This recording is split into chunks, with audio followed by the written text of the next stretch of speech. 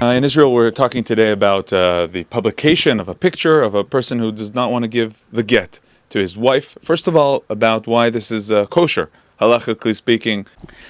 It's something that we call the boycott of Rabbi Stav that was established already almost 800 years ago, where in cases that we don't want to coerce a get on the husband, but yet we want to encourage him to give a get, that we use different steps in order to push him towards the get, although we do not beat him and we do not put him in jail. And a part of these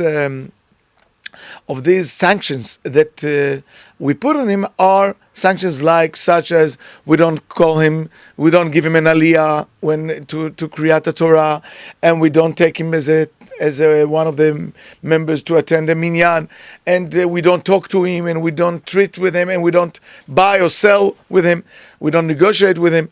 So I guess that the Beit Din assumed that the same thing will apply to the use of the step of shaming in the webs. If once it was in the village, a boycott, as you mentioned, not coming into the synagogue, here we're talking about Facebook. It's a bit larger than the small village. It's much larger, but the community became much larger. We're talking about large communities.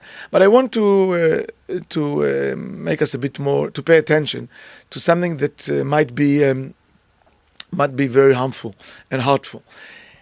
People might think that once the Supreme Rabbinic Court has approved to use this step of shaming for for a husband that refused to give a get, that people will try to use it and to conclude from that decision to implement it in many other cases where there is not an approval from the Beis Din. And I want to tell everybody, it is prohibited.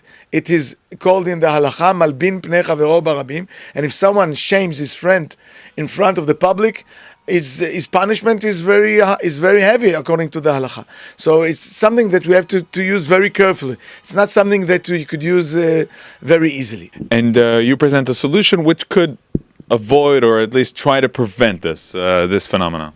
Yeah, I believe that the phenomena of shaming of people that refuse to give a get is something that we should try to prevent in advance. And one of the solutions that we in Zohar we have been working for many years is the prenuptial agreement that one of its copies is here. We call it Eskem Me'ava. This agreement is signed because of love, not because of fear, not because of threat, but because we love each other. And we know that we don't want to hostage one of the spouses if he wants to separate. And that's the idea. The essence of this agreement says the following. Each one of the spouses commits itself to give every month to support his spouse in a half of his salary, or 6,000 shekels, the highest among the two. And each one of the spouses forgives the other for this sum of money as long as they live together with joy, with happy as a couple.